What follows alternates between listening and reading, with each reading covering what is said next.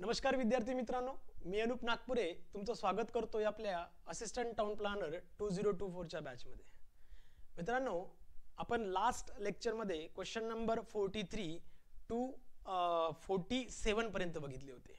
Okay, आजचा आपला हा 5th पार्ट आहे, ज्यामध्ये हा जो 5th पार्ट आहे ज्यामध्ये आपण पुढचे क्वेश्चन्स जे म्हणजे 48 ऑनवर्ड्स बघणार आहोत। ओके, आय होप सो आधीचे व्हिडिओज तुम्हाला आवडले असतील किंवा त्याबद्दल तुम्ही लोकांनी खूप चांगल्या पद्धतीने रिस्पॉन्स दिलेला आहे। आता हे सुद्धा तुमच्या डिमांडवर आहे किंवा तुम्हा लोकांसाठीच हे व्हिडिओ सिरीज रेडी करण्यात आलेली आहे।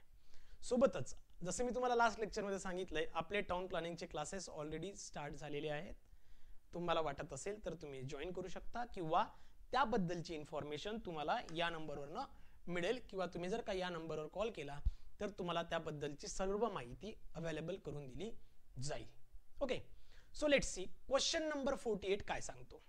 क्वेश्चन नंबर 48 हा आहे व्हॅल्युएशनचा।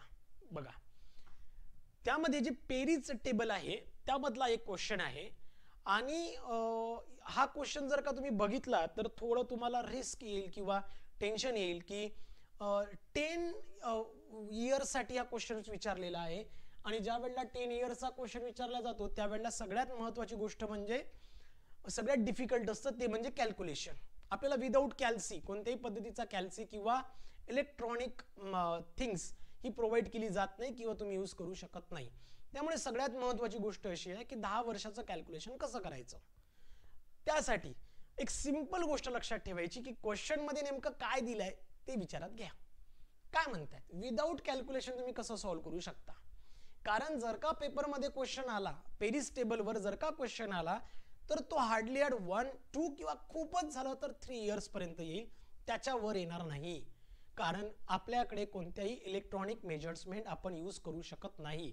त्यामुळे क्वेश्चन जर पेरीज टेबल वर आला तो 3 इयर्स साठी येणार, त्यापेक्षा जास्त मोठा नाही। पण इथे काय झालं, 10 इयर्स साठी क्वेश्चन दिलाय म्हणजे थोडे काहीतरी तुम्ही जर का कॉमन सेन्स वापरला तर तुमच्या तो लक्षात येईल। त्यांनी काय म्हटलंय, what is the present value, what is the present value of ₹1 after receivable after the 10 year at 4%। 1 रुपयाची प्रेझेंट व्हॅल्यू किती असेल जी की 10 वर्षानंतर 4% ने रिसीव होईल। मला एक सांगा, 1 रुपयाची प्रेझेंट व्हॅल्यू हे 1 रुपयापेक्षा कमीच असेल, एग्री करता? जी की 10 वर्षांना 1 रुपया मिळेल, जो तुम्हाला 10 वर्षांनी 1 रुपया मिळणार आहे 4% ने, त्याची आजची व्हॅल्यू किती असेल, 1 पेक्षा कमी असेल, तेव्हाच तुम्हाला 1 रुपया मिळणार आहे 4% ने। साधी सिंपल आहे। What is the present value, आताची प्रेझेंट व्हॅल्यू काय आहे, जो की 1 रुपया तुम्हाला 10 वर्षांनी मिळेल। मग 10 वर्षांनी 1 रुपया मिळणार आहे, त्याची व्हॅल्यू 1 रुपयापेक्षा कमी असेल आणि असं एकच ऑप्शन दिसतं जे की 1 आहे। त्यामुळे आन्सर काय येणार 0.6756, 0.6756। म्हणून 48 ला ए करेक्ट। क्लियर, 48 ला A correct. Now next 49, question number 49 काय म्हणतात बघा, development of cluster of village, holistic development of village. ज्या वेळेला लक्षात ठेवा थोडा एक आहे, holistic development of village, holistic development of village साठी काय वापरतो आपण, सॅगी वापरतो। काय वापरतो, सॅगी। लक्षात ठेवायचं, सॅगी म्हणजे काय, SAGY, संसद आदर्श ग्राम योजना। लक्षात आलं का? किंवा तुम्हाला माहित असायला पाहिजे क्लस्टर विलेज साठी रूरर्बन स्कीम असते। काय असते, रूरर्बन स्कीम असते। म्हणजे ए ला आर करेक्ट येणार, ए ला आर येणार किंवा बी ला यस येणार, बी ला यस येणार। ह्या दोन पैकी एक जरी का गोष्ट तुम्हाला माहित असेल, या दोन पैकी एक जरी गोष्ट माहित असेल तरीही तुमचा आन्सर बरोबर येईल या पर्टिक्युलर ऑप्शन्स नुसार। म्हणजे बघा, ए ला आर बरोबर, बी ला यस बरोबर, असं एकच कंडिशन दिली आहे इथे, अशी एकच कंडिशन दिली आहे। म्हणजेच 49 ला 2 करेक्ट, 49 ला 2 करेक्ट। लक्षात ठेवा, ज्या वेळेला डेव्हलपमेंट ऑफ क्लस्टर विलेज येईल त्यावेळेला नॅशनल रूरर्बन स्कीम यूज केली जाते, किंवा ज्या वेळेला होलिस्टिक डेव्हलपमेंट ऑफ विलेज किंवा विलेज डेव्हलपमेंट प्लॅन कंडिशन विचारत असेल त्यावेळेला संसद आदर्श ग्राम योजना, ज्याला आपण सॅगी म्हणतो, त्याला युटिलाइज केलं जातं। लक्षात राहील. म्हणून या बेसिसवर 49 ला 2 करेक्ट येत आहे. ओके, नेक्स्ट मित्रांनो 50 चा काय बोलतोय बघा. The amount receivable at the end of 2 years for ₹100 invested now at a 10% rate of interest is close to म्हटलंय. ते काय म्हणतायत की जर का ₹100 इन्व्हेस्ट केले 10% ने तर 2 वर्षाने त्याची व्हॅल्यू किती असणार बघा. पहिल्या वर्षी मी ₹100 इन्व्हेस्ट करतो, फर्स्ट इयरला ₹100 इन्व्हेस्ट करतो केले, त्या ₹100 किती पर्सेंट येणार आहे? 10% येणार. बरोबर आहे, आलं का लक्षात? म्हणजे हे कॅन्सल झालं तर ही व्हॅल्यू झाली 110. म्हणजे फर्स्ट इयर मध्ये मला किती रुपये मिळायला पाहिजे? ₹110 मिळायला पाहिजे. ₹100 इन्व्हेस्ट केले, पहिल्या वर्षी त्याचा 10% ने मला ₹10 मिळाले, म्हणजे टोटल झाले 110. दुसऱ्या वर्षी तुम्हाला माहित आहे आपण काय करतो, ₹110 इन्व्हेस्ट करतो आणि त्याचे 10% ने मिळणार, म्हणजे त्याच्या 10% ने म्हणजेच 110% ने बघा, हा 0 कटला, हा 0 कटला, म्हणजे 110 आणि प्लस 11 हे होणार ₹121. किती होणार? ₹121. आणि ही value which is close to the 120 is close to the 120. म्हणून ऑप्शन 50 ला क्वेश्चन 50 ला ऑप्शन 3 इज करेक्ट. सिंपल आहे. मी आधी सांगितले की तुम्हाला पेरिस टेबलवर क्वेश्चन आला 2 किंवा 3 वर्षासाठी, 2 किंवा 3 वर्षासाठी सिंपल म्हटलं होतं की ₹100 इन्व्हेस्ट केले 2 वर्षांनी किती मिळणार? ₹100 पहिल्या वर्षी किती मिळणार? 110 होतील आणि मग 110 पुन्हा आपण इन्व्हेस्ट करेल, जी व्हॅल्यू पहिल्या वर्षी आली ती पुन्हा इन्व्हेस्टमेंट ऑटोमॅटिक होईल. बरोबर आहे ना? चक्रव्याज ज्याला म्हणतो आपण, चक्रव्याज ज्याला बोलतो. सिमिलरली 110 इन्व्हेस्ट केले 10% ने, तर 110 चे 10% ने जर का बघितलं तर ₹11 होतात. 11 आणि 110 121 and which is close to the 120. Simple होतं. म्हणून त्यानुसार 50 ला सी करेक्ट. आलं का लक्षात?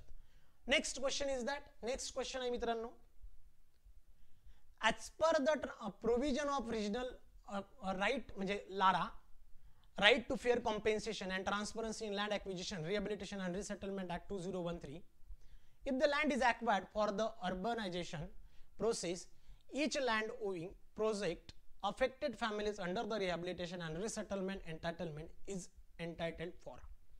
याला नेमकं काय केलं जातं बघा.